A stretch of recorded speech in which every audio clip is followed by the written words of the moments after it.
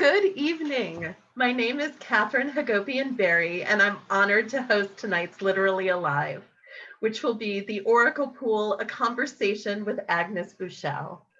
Literally Alive is brought to you by Literal Books, Maine's independent publisher of poetry, fiction, and nonfiction books based in Portland, Maine. Their most recent publications are Kate Kennedy's amazing memoir, Skin, Enough, Poems of Resistance and Protest, and now premiering The Oracle Pool, Agnes's newest novel. If you look in the chat, and if you haven't gotten yourself a copy of The Oracle Pool, the link is sitting right there for you. Once again, my name is Catherine Hagopian Berry, and tonight I am your host. I am here tonight in my very cold basement in very beautiful and snowy Bridgeton, Maine, land cherished by the Abenaki, Wabanaki, and Pequawket people. I'd like to encourage you to take a moment and acknowledge the history and story of your space tonight and celebrate with me the magic of Zoom that allows us to connect over distances large and small. Some housekeeping, though, related to that magic. I'd like to remind you all that tonight's event will be recorded and shared on the Literal Books website. In the spirit of making the evening as seamless as possible, please do shut off your video and silence your microphones.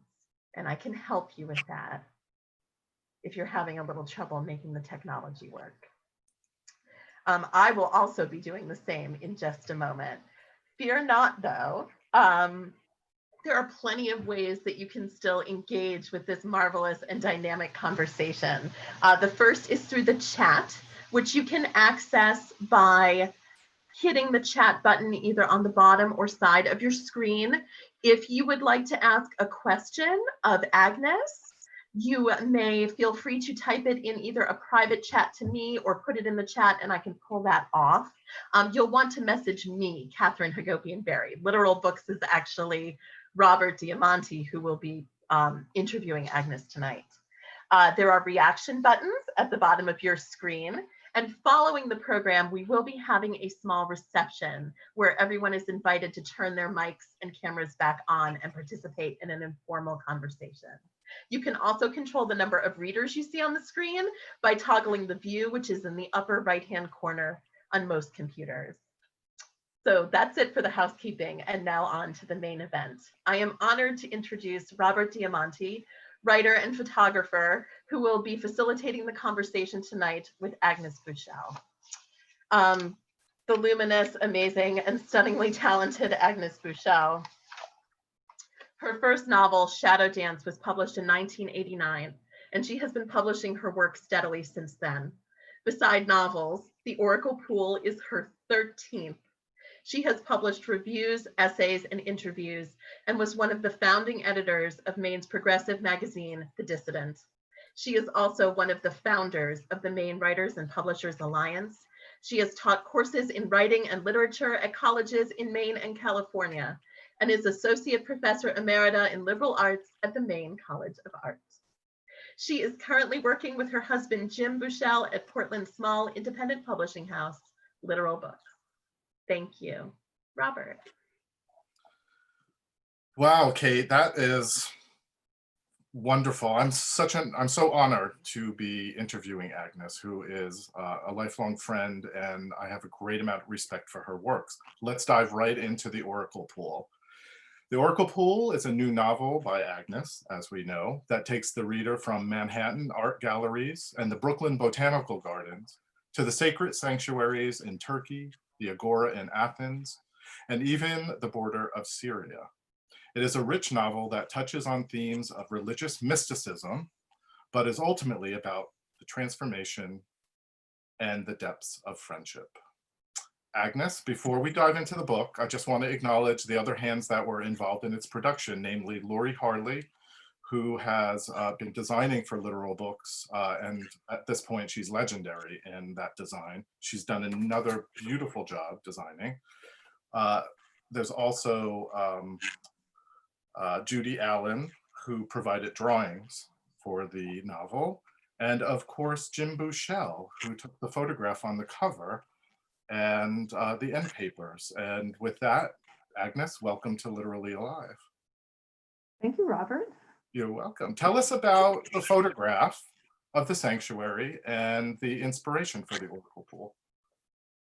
Okay, well, the photograph that Jim took was taken at the actual site that that is the oracle, in the oracle pool. And what happened was, and I should tell you the background story of this, I suppose. In 2013, Jim and I were invited to join a group of students who were students of the American School of Classical Studies. And they were having a tour of Western Turkey, of the Ionia, Caria, and Lydia. And these are incredibly old sanctuary sites, temple sites, and they're not very popular because they've been plowed over or they haven't been excavated recently. So it was a really exciting trip. And one of the things that happened was we went to this particular site, which had been, so the temple, in most of the oracles are built over, the temples are built over springs or caves in which the priestess would go and have the oracle appear to her, or she would hear it. In this particular temple, there was a spring underneath the ground. It was in a cave, and the temple was built over it. So what happened over time is that the water of the spring flooded the temple, as when it was a ruin, of course, not when it was actually in use. And so by the time we got there, which was in the spring, the entire temple floor was flooded. And the leader of the group said, well, why don't we walk through the temple through this water, and we could get to this site of the stairway that went into the temple, the oracle chamber underneath the temple. And this is the actual site of it. Better to see the photograph in the back, I suppose. I'll hold it up. I'd also like you to read a little bit about the oracle pool, like the site itself. So there's no water involved in an oracle site. It just normally it was just flooded. This flooded, right? Oh, okay. And, yeah, it has to do with the spring. It has to do with the time of year. It was when it was originally excavated. There it is. In the 60s, there were several dry years, and so the archaeologists could actually get underground and see the design of the oracle chambers. But it's been flooded pretty much ever since. So, so there was something about this site. It had a certain mystery about it, of course. And the fact that we could walk through this water gave it this, well, let me just read this. I suppose that's the best thing. Well, water plays such a large role in sacramental experience. I thought maybe like there was like a part of it, but go ahead and read. Let's hear it. Okay.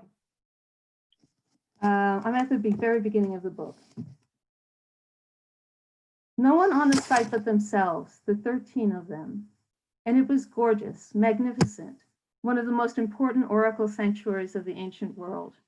And there they were, just wandering about, examining column drums, searching for inscriptions, making notes, taking photographs, barely disturbing the solitude of the place, its silence. Was she the only one who felt a certain reverence in these spots? Probably. The others were more scientific, as were their disciplines, always measuring things.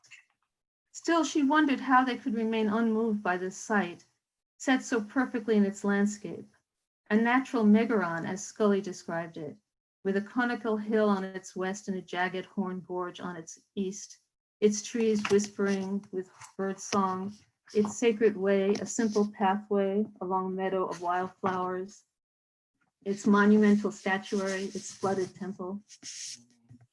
Then Albion took off his shoes and socks, rolled his jeans up to his knees, his calves whiter, winter pale against the denim blue, and waded into the water, the sacred pool, as she thought of it, that had flooded the temple, leaving only the great column drums exposed.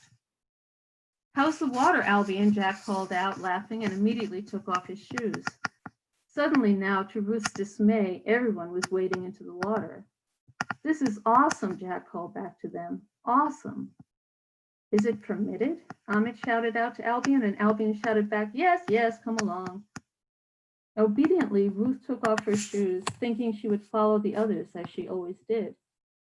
She knew excavators had found an oracle room below the naos of the temple, at a spot where a sacred spring rose up from the ground, and that Albion would be looking for the steps down to it. As she recalled from her reading of Scully, there were 2 underground chambers, or vaulted caves, connected to the steps by a labyrinthine corridor of 7 turns. Now that the temple was flooded, they couldn't explore the chambers, but it would still be interesting to look down the steps and see the opening, just as it had been interesting to climb up into the Villeray tomb. So she stood barefoot on the stone at the edge of the pool, about to step in, when something, wing beats swift, blinding bright, upward flashing, heart-stopping, struck the water. Light, a moment, and gone. Quickly she looked around. Had anyone else seen? But everyone else was waiting in the pool, looking at Albion. God had blinked, and she alone had noticed. So that's pretty much what the temple site looked like. And yeah. I can't hear you, Robert. Sorry about that. I muted myself, so any background noise, my cat was meowing. There's a lot in there. And first question I want to ask is, who is Albion? Just in terms of placing the character. Okay, so, well, the 3 characters that you see in this first scene, the voice that you hear is Ruth. Ruth. She's one of the students. So she's the one who is less than enthusiastic about wading into the sacred spot, because she is aware of the sacredness of the space. Jack is another one of the students, and Albion is the leader, the director of this group.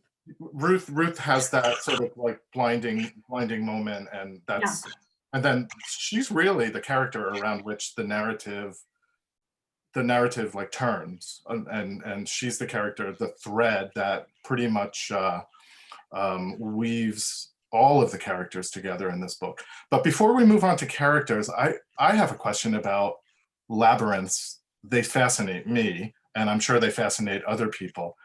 I have this vision of Daedalus's vast maze and the Minotaur in the center. How big was this place? Was it a vast labyrinth of twists and turns, or is it the size of a room? The temple site, I think, had, I don't know, maybe, I don't know how big it would be.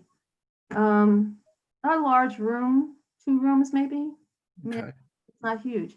But underground, what happened, I think, is that you went down this stairway that had a twist to it. And then when you got down, the path that you took had several twists as well. So probably when the temple was functional and it wasn't flooded, you would be underground. The person going to the oracle to seek the information that they wanted would go down the steps and would be in this corridor that was narrow and not very high. So you would feel like you were walking through this very narrow space, and it would have these twists to it before you got to the center room, which is where the priest would be, and that's where the spring was. So yeah, I mean, the whole idea of the labyrinth, as you know, it's a journey that you take, and of course, after you had this hearing or this interaction with the priest in the oracle room, you would come back, and you'd come back through the dark, and then you'd rise up over take the stairs up and come out into the light. So the whole journey would be going into the dark and then back up again into the light. I think it must have been quite amazing, and I wish that I had been able to be there in 200 BC. It must have been an amazing theater in a lot of ways.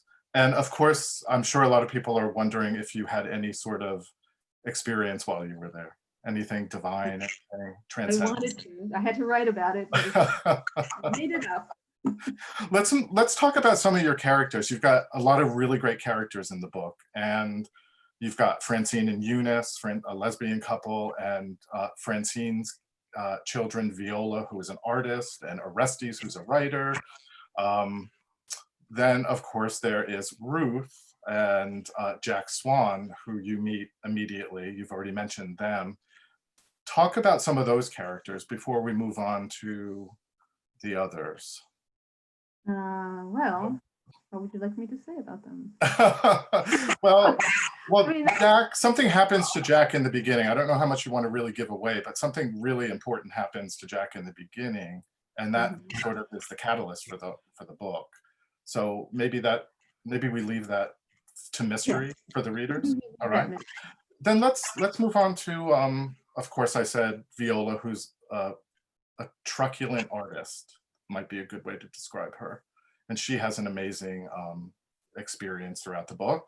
And Orestes, who's the writer. But there's also this triumvirate of friends. Grace, an older woman who is a reverend, and Artemis and Sabina. We follow their story throughout the book over decades.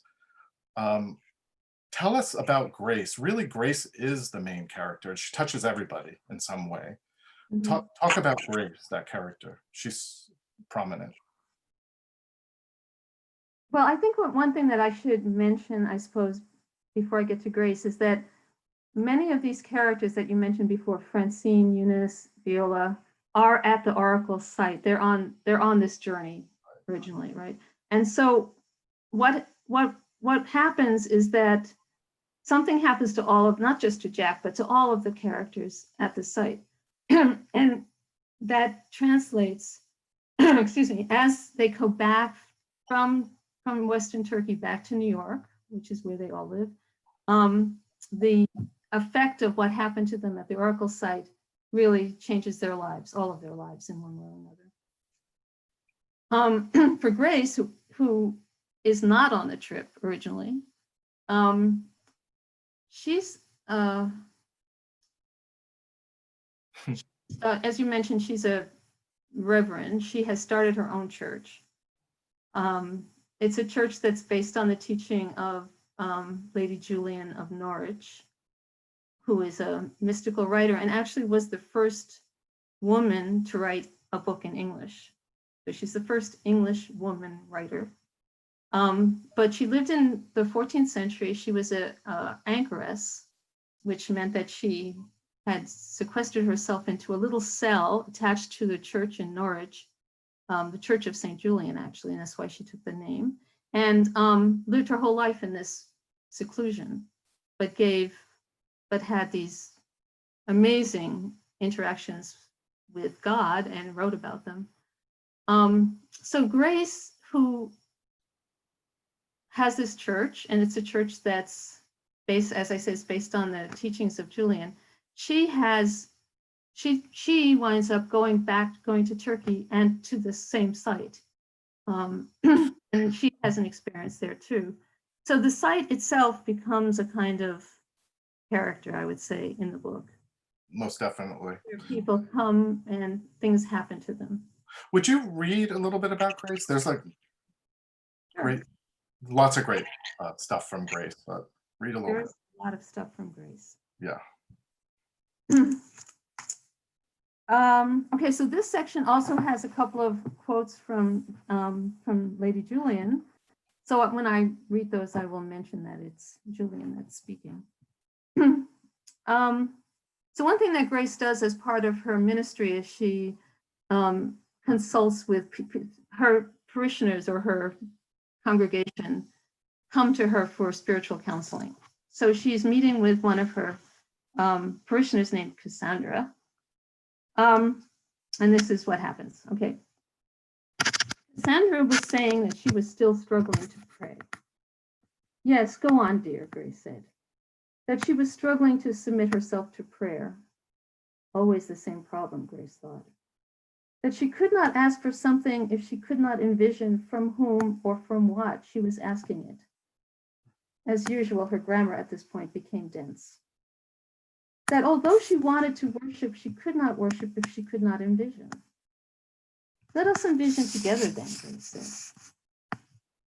To guide the seeker from landmark to landmark, outpost to outpost, until the frontier gives way to the enormity, the unknown, the unnamed, stretching out farther and farther, or deeper and deeper, or darker and darker. The metaphors both soothe, they are familiar, and stimulate, they press on beyond themselves. And the voice also must soothe and stimulate. This is a journey with many perils and pitfalls. The wrong word, the wrong intonation, the wrong image, and the journey ends in defeat. This is Julian. For the whole purpose of prayer is concentrated into the sight and contemplation of him to whom we pray, feeling marvelous joy and great sweetness and delight in him. Yes, but what is it, Grace wondered, that makes this so difficult? They have made it difficult and done so on purpose. They have blocked the path, occupied the territory like conquerors. They have lorded it over us. They have shunned us, excluded us, slammed the door on us. To reclaim a place at their table, in their household, inside their territory, impossible. It had been tried and it had always failed.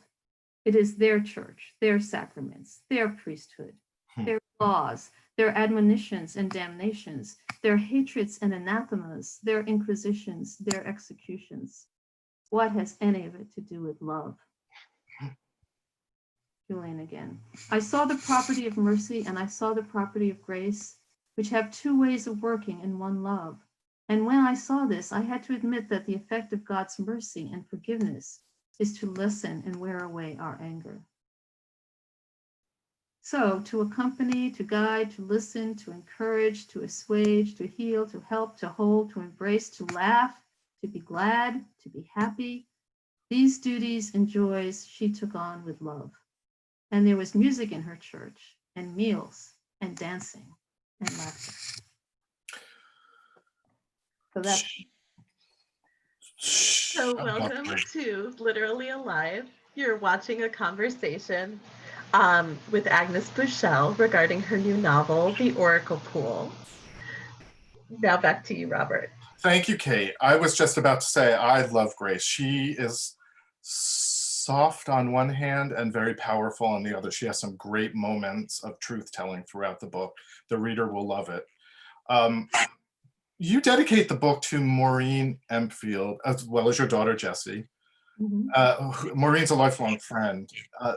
Friendship comes up in this novel. It's just woven into the fabric of the novel, particularly between Artemis, Grace, and Sabina. Did you base any of that on your friendship with Maureen? I wonder if Maureen's listening. Yes, I think the fact of the matter is that for many years, I have tried to write a book about friendship. Mm. And I've never quite managed to do it because I think friendship it's very hard to write about because it's, I don't know, it's so intricate. It's so undefined. It's so changeable. It's so flexible. Anyway, I tried to do it, and I thought that perhaps this time I did it. So yes, the character of Sabina includes many aspects of my and Grace. That relationship includes many aspects of my relationship with my friend Maureen. Though of course Sabina is not Maureen, and I am not Grace. Thank you for clarifying Sabina, because in my head was Sabina the whole time. And thank you for that response. Would you like to speak any more about the mysticism? I mean, there's a lot of, obviously there's ancient wisdom, there's oracular wisdom in this book, or the mysticism, there's Islamic, we haven't even touched on the Islamic mysticism, and of course, Julian of Norwich, English mysticism. So you've got a lot of mysticism overlapping. Yes, I would not say the book is mostly about mystical experience. I mean, I don't think of this book as being a book about mysticism. I think of it more as being a book about two things. One is many of the characters are dealing with the possibility of the miraculous. Like that's the issue. And I think that phrase is repeated a couple of times by different characters. You know, is it possible in this world to have anything miraculous happen? Mm-hmm. Are there sacred places in the world? Are there places where either physical places or spiritual places that still exist? We know, or we assume that they existed at one point, but do they still exist? That was the feeling that I had when you asked me if I had a spiritual experience on this trip. That was the problem, is I went to these places where I thought, if I'm going to have something happen at any point, at any place, it's going to be here. But it didn't. And I think that that's what I was trying to, that was the idea I was trying to explore in the book. Like, are there places that still retain any kind of spiritual energy in the contemporary world? And yeah, so, and similarly, are these, well, I don't know. I guess that's what I wanted to say. Okay, I mean, we could really dive into the whole conversation about mysticism, and I'm struggling with how to say this without sort of devolving into a whole conversation about it. But it seems like there's a lot of overlap in wisdom and experience, and there's a sort of a place where all mystical experience overlaps, and it is that union with God. And a lot of your characters experience, I wouldn't say the union with God, you never really mentioned that, but they experience epiphany in some way.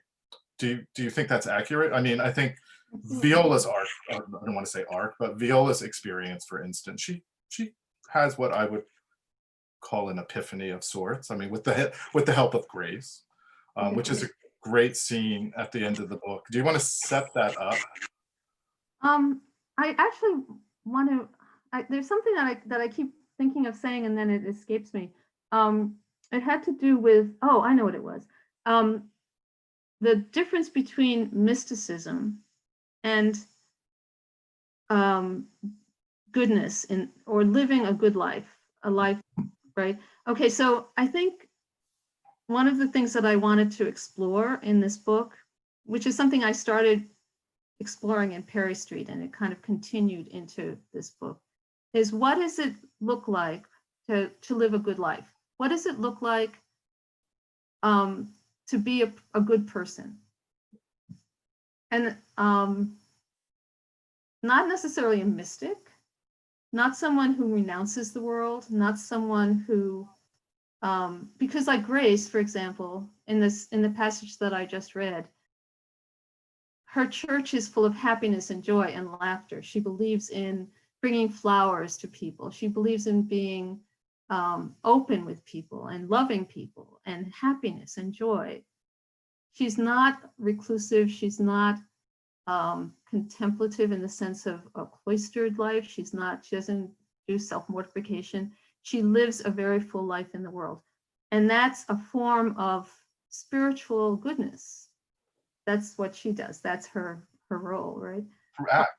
Through acts, the way she is in the world. Through acts, the way she is in the world. The way she acts. She touches other people. What she does, exactly what she does. So I don't want to confuse mysticism, the idea of having a mystical experience, which is basically, I think, not being a mystic myself, but I think that what it is basically is that an understanding that there's no difference between you and God. Yes. And I think that Grace has that understanding, and she doesn't dwell on it. She just acts it. It's just the way she is in the world. And she has all kinds of other issues. She feels regret about things that she's done. She feels she hasn't loved enough. She has very, her relationship with Sabina, she has issues with. But but readers will understand that her goodness is the most salient feature of her. That's the strongest thing about her. So that's why I want to sort of, I don't want anyone to think that they're going to be reading a book of heavy, mystical, blah, blah, blah. You know, it's a novel. It's a story. It just happens to be, I think, about people trying to understand whether the world can have a layer of goodness in it, whether that goodness is accessible to people. And you do a really good job of doing that. And that's exactly the way I approached the book. I thought, oh, this is going to be interesting. Agnes is going to get heavy, deep, and real. That's something I really enjoy. And it turned out to be this wonderful book about friendship. And it was even better than I expected in terms of that experience. I was like, I love Grace. And we talked about Ruth in the beginning. She's really sort of the impetus for the whole book. Do we want to say anything about Ruth before we sort of move on to some of the other characters? She does have that experience in the beginning. She goes on a she definitely, we better not talk about Ruth. Okay, let's not do that then. You're in for a treat. So we've got Ruth and we've got Jack and something happens to them. And then of course we're with Ruth and Grace and Artemis and Sabina for a lot of the book. There's wonderful scenes with Viola, who is an artist creating this amazing work of art that a lot of people seem to have opinions about. But then Orestes is a sort of a young, ambitious writer who's not making any money, and he goes to Turkey. I'm not going to say why, but I kind of feel like we've all been sequestered inside for so long. A lot of us have not been able to travel. Would you read something to take us somewhere out of here on a cold night? Yeah, I will. I'd be happy to, because I'm going to one of my favorite places. This takes place in Athens, because before he goes to Turkey, he goes to Athens. He's on a, the thing about Orestes that you might need to understand is that he wants to get out of New York for sure, and he wants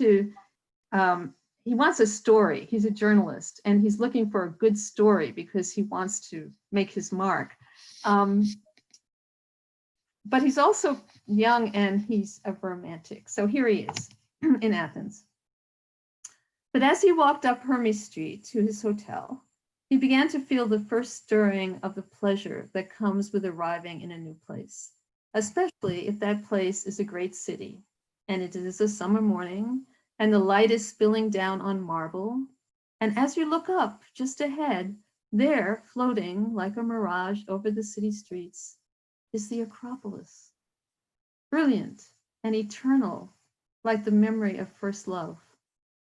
His body shrugged off lassitude and fatigue. All he needed was a coffee, a little cold water over his head, a change of clothes. He passed a florist stand, buckets of bright flowers overflowing the frontier between sidewalk and street. He passed cafes. Suddenly, like an electric charge, he felt life quicken inside him, and simultaneously two very clear ideas presented themselves to him. One was that his whole life lay in front of him, and the other was that more than anything, he wanted to fall deeply and completely in love. These two sparkling thoughts were followed by a third, which was that he was sounding like an idiot or an adolescent, that he was being ridiculous, but thinking and feeling are two different things. And though he could think whatever he liked, he could not very easily change how he felt. Ridiculous or not, he was feeling young and green and foolishly happy. Anything could happen to him. And if he was lucky, and he was feeling lucky, something would. Sign me up. I'm ready to go. You travel to all the places that you write about. Well, not all. I've never been on the Syrian border. Well, we haven't even mentioned that. Do you want to talk about that? We Um, go there. Orestes goes there. Orestes goes, yeah. He goes That was a great scene, by the way, on the plane. on the plane. Yeah. Right. Let's leave it to mystery for people, I suppose. But that was really an amazing scene. Well, no, it's okay. He winds up on a plane filled with jihadists because the book is set at a time where, the ISIS is in Syria on the Turkish border, and that's where he's going because he's in search of someone, and he winds up on this plane, and he suddenly notices that nobody's speaking Turkish, even though it's a Turkish flight. And he's sitting next to some guy from Yorkshire who on his way to the jihad, you know. And A so, young man. yeah, a young man. He notices everyone's got a beard, so does he. And he's mistaken for a jihadist himself because it's an international group of people, of men, young men. Great scene. And then when he gets down to the border, there's quite an experience that happens. So I definitely want to leave time for questions for people. We have a lot of questions coming in at the end, but I kind of just want to stay on this whole idea of travel and write. All of your books happen someplace. Obviously, all books happen someplace, but you always start someplace really cool. So travel really influences you, or place really influences you. Sometimes I start in Portland. You have started in Portland, as a matter of fact. Yeah. Portland. But Portland can be exotic, and to some Yeah, I know. Well, I try to make it exotic. Yeah. So how does travel influence you? Maybe that's too prosaic a question after this, but like, do you go to a place and then you're inspired by it, so I'm going to write about it? Or is it the people that you're interacting with? Yeah, sometimes I think it's just getting out of the house. Yeah, for sure. Which is helpful.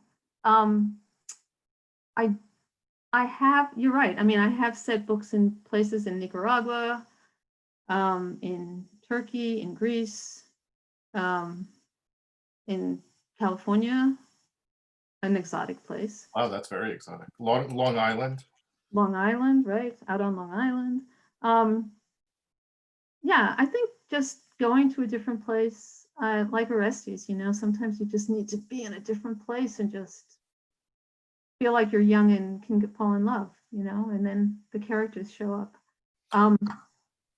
I was at Troy once, not this past time, but in the late 90s, I think it was in the late 90s. Yeah, I went to Troy and I saw one of my characters sitting on a rock. I don't remember. What was that? Say, explain that. The Asian Vespers.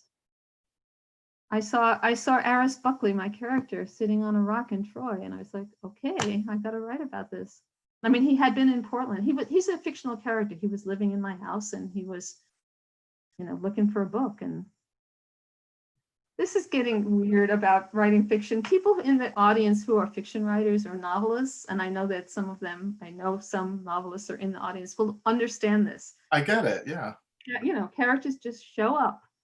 You know, they just show up. They just unpack their bags and show up. And once they do, I mean, sometimes they're in Paris and sometimes they're in Troy and sometimes they're on Congress Street. You just don't know when they're going to show up. But when they do, they do.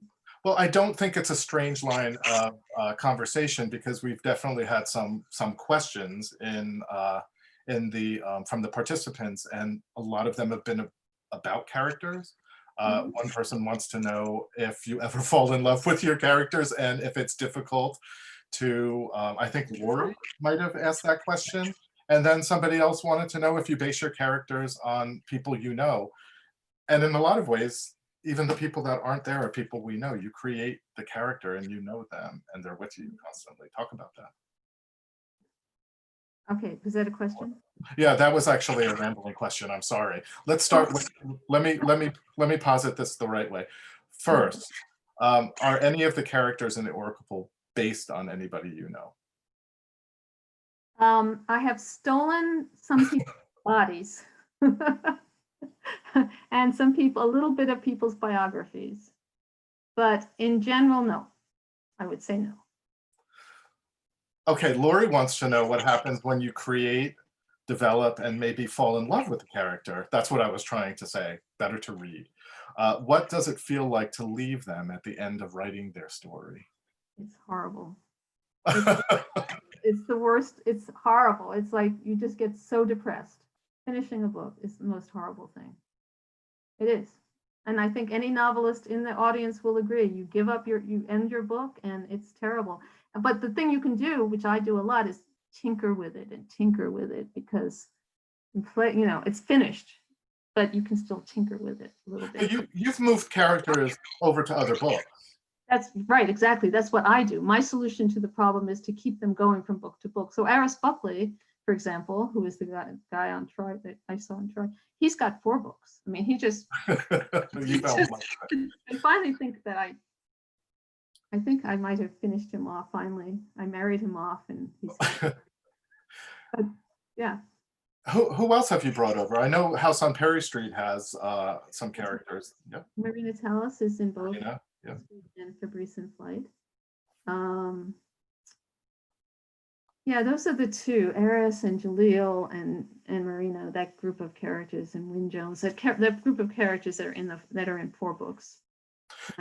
Joe wants to know, was Grace in any other book?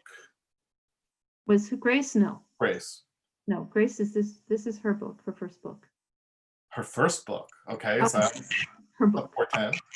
Not her first book. Her one and only. Is that something oracular? Are you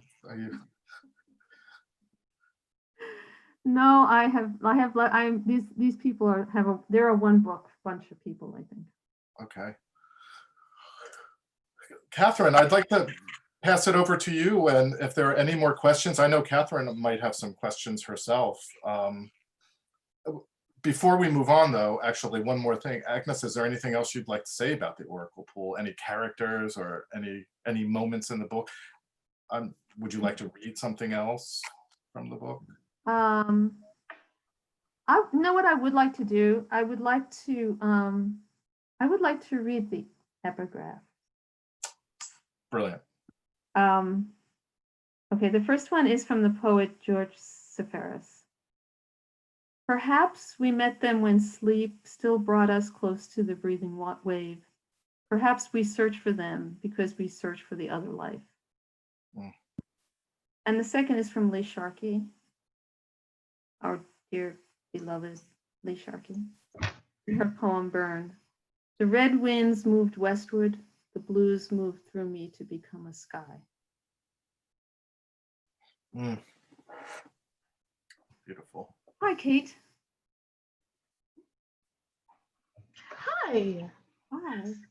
So a question we didn't get to that appeared in the chat is from Nancy Walters, who wanted to know how you separate yourself from your characters, or if you can separate yourself out from your characters, I would add.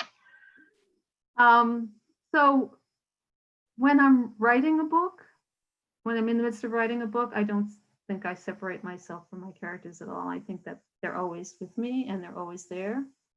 And then there's this hard period of sort of postpartumness where when I stop writing about them, it's hard. And I think, yeah.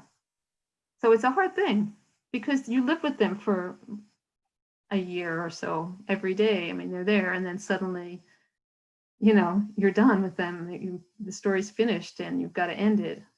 I mean, I have to say the last book I wrote, which hasn't been published yet, I kept it going for 600 pages. I let them go. I read it. She let me read it. It's amazing. Robert read it. Yeah, 600. I want to read it. So, you can keep it going, but then eventually you have to stop. It's very sad. Nancy, that's a great question. Thank you.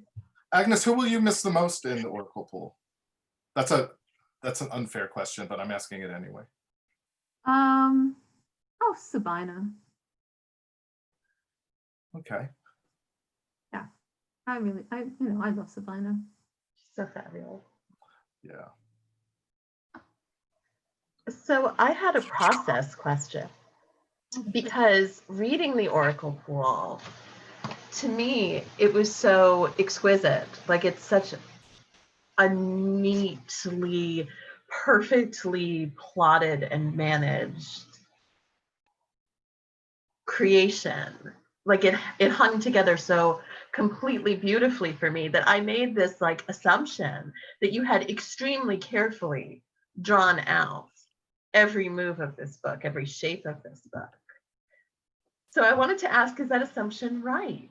Is that how your process works? No. Absolutely not. Absolutely not. No.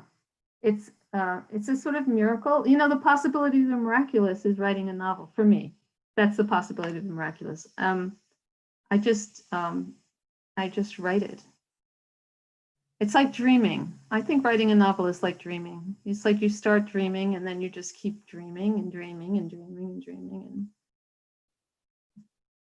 And I know that there are some writers I know who actually plot out books and they know what's going to happen before it happens.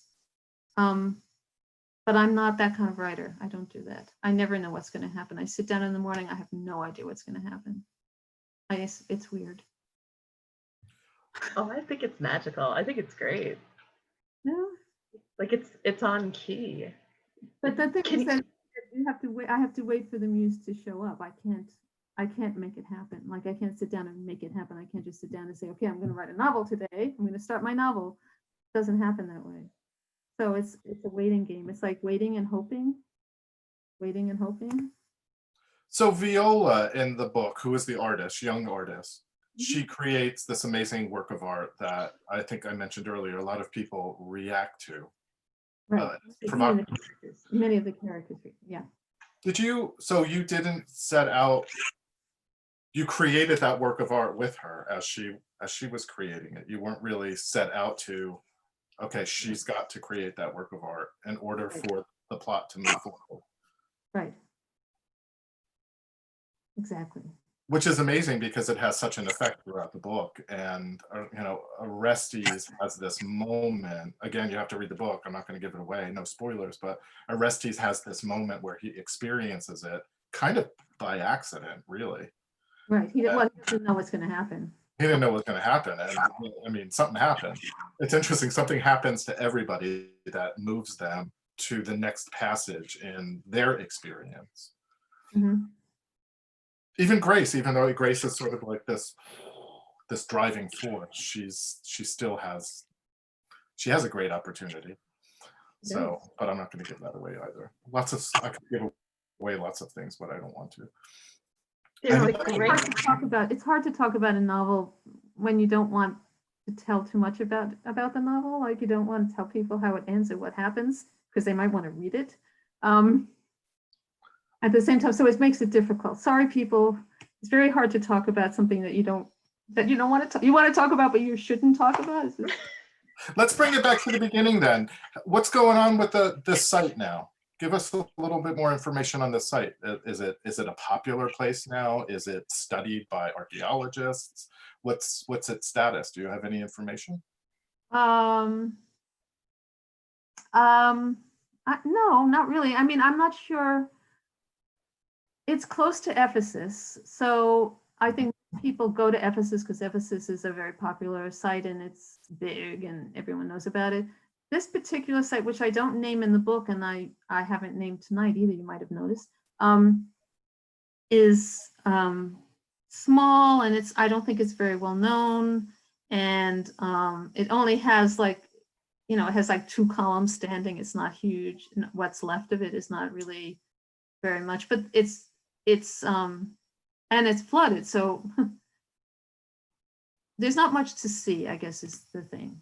Like you go there and there's not much to see. It's not like going to Pergamon or Didyma or Ephesus or Delphi or Delos or any of the big sites. 1,000 years ago, 2,000 years ago, it was very popular, but it's not anymore. It was not one of the oracle sites that Croesus sent to in Herodotus. Croesus, King of Lydia, sends to 7 oracle sites. He tests them to see which one is the best, and he turns out to be Delphi. And this one is not one of the ones that's mentioned. So it might not have been super popular during his time. I think it got more popular in the Roman era, from what I've read. Interesting. So there were still oracle sites for the Romans, even though they weren't really divining the same way. Oh yeah, no, they went to these oracle sites. Of course. Survived Hellenism. Eleanor has a question. I still have more questions about the oracle site if we can get to them, but you talked about what it's like to end a book. How do books tend to form for you, with a character, an image, an idea, or is it different for every book? Good question. So I tend to write books about, I tend to think of books as means of thinking about something. So I guess an idea is something that I may start with. I might sort of say, I'm sort of interested in particle physics. Maybe I should think about writing a book about particle physics, and then I'll do some research on particle physics, and then I'll think, I don't think I know enough. I will never know enough about particle physics to write a book about it. So sometimes it starts with an idea. Sometimes it starts with a desire to be somewhere else. A lot of times I just want to write a book. It's like Salinger says in Seymour in Introduction. The whole thing is like, if you're a reader before you're ever a writer. And so the thing you want to do is write the book you want to read. And I think that's what I do. I write the book I want to read. So if I want to be someplace else, I'll set a book someplace else. And if I want to have a mystical experience and I can't have a mystical experience myself, I write a book in which somebody has one. I mean, it's that sort of thing. It's like wanting to have another life. Maybe that's the core of it. If you want to have another life and you can't, you just write a book. Or if you want to be in another place and you can't travel. If you want to be another person. For a long time, I thought it would, I wrote books from male, I had male characters. I got to be a man. Like Virginia Woolf says, there's a man in every woman, there's a woman in every man, or something. Yeah. Kate will know exactly what that quote is. But yeah, so, you want to be a man and you're not, write a book, be a man. Well, to bring it back to the oracle again, the nature of the mystical experience is genderless. I mean, God is neither male nor female. I mean, that's sort of a substrate of mysticism in some sense. We could get into a whole conversation about that. Again, bringing it back to the oracle pool, what is the sacred way? Is that a road that literally connected all of these oracle sites? Yeah, that's the sacred way is the road that goes from whatever city the temple is connected to the temple. So you would take the sacred way. It's just a road that takes you to the temple from the city. That easy. That easy, yeah. Okay. Any other questions? Catherine, you look like you've got a question inside of you. Oh my goodness, putting the host on the spot, Robert Diamante tonight. I have lots of questions, but I really want to give other people an opportunity. That's sort of where I was going, is what I really wanted to do, and why I popped on my video is I popped on to invite anyone else in the audience. This is sort of the moment to put your questions into the chat, or if you would like to or feel brave enough to turn on your video and unmute, you can just pop right on here where I am and ask a question yourself. So I did just want to give it a minute. All right, then I'm going to dive right in. I don't like dead space. So Agnes, getting back to your writing, and you've written from the male perspective, you also have written about a lot of gay characters, which is interesting. You started off very political in your writing. I've read a lot of your books. You start off very political, very strident and political. And your books have evolved to, like you said earlier in this conversation, you're exploring the friendship, and you really wanted to write a book about friendship, but you're also exploring spirituality. So your books have evolved. You're evolving as a writer, obviously. You've written as, so I would argue actually though still, because of characters like Grace, and you've written from like a gay male character perspective and so forth, that your books are still political in a way, but in a different way. Mm-hmm. Yeah, that was not a question, that was a comment. Do you want to? That was a comment. So there's a question in there. I think the question for me is, what was the impetus for the? What's the impetus for the the change? I mean, maybe it's an existential question for you. Like, what was the impetus for the change? Well, I don't, I guess I don't look at it quite like that. I think that there was a time in my life when I was interested in political questions, but they were not, they were questions like, for local deities, it was, I was writing about people I knew. I mean, the characters, the very political characters in local deities are people I knew who had blown things up and gone underground and become bank robbers and were trying to overthrow the government and were revolutionaries. I mean, I knew these folks and I wanted to write about them. So that was that. That was not me. That was, I was recording, I was documenting. So to me, local deities is like a document, a historical document of what happened at that particular time in Portland regarding these particular people. Days of the Dead, same thing. I went down to Nicaragua. I met people who were involved in the revolution. I wanted to write about it. I wanted to understand it, and writing the book was a way of understanding it. I wasn't a revolutionary myself. I just wanted to write about it, right? So I don't think that they're political books so much as they're books about people who are political. Okay. It's a kind of distinction. Yeah. Death in Arcadia, which is set in Portland, which is about development, about the developers. I mean, that was happening right under my nose, and I wanted to write about it. I wanted to kill a developer, and I couldn't do it, so I did it in a book. I mean, that, it's that kind of thing. So I guess it's not that I was super political myself, but I was interested in people who were political, and I wanted to write about them.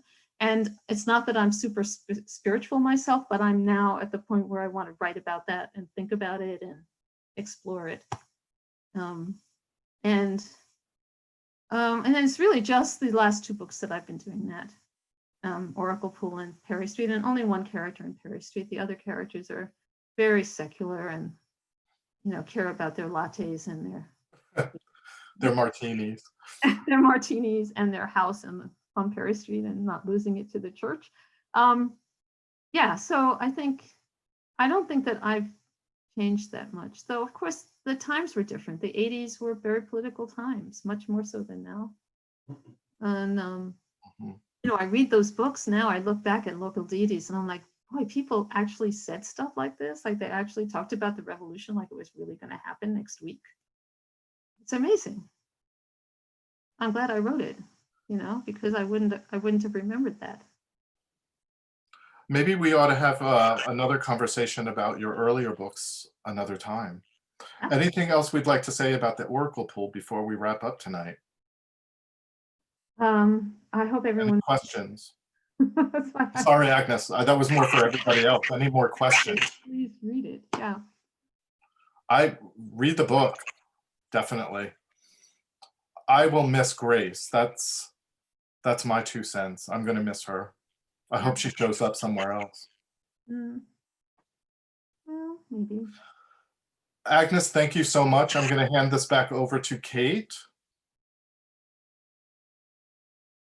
Oh my goodness. Kate, who's frantically clicking buttons. Thank you. This was such an amazing conversation. We would love to invite everybody now that if you'd like to just stay a few moments, talk with Agnes, talk with each other about the book, to please unmute and unvideo if that feels right and comfortable to you. Robert, I'm going to stop recording at this point. Yes? Sure. And we can visit. Thank you so much for coming. Thank you, Kate.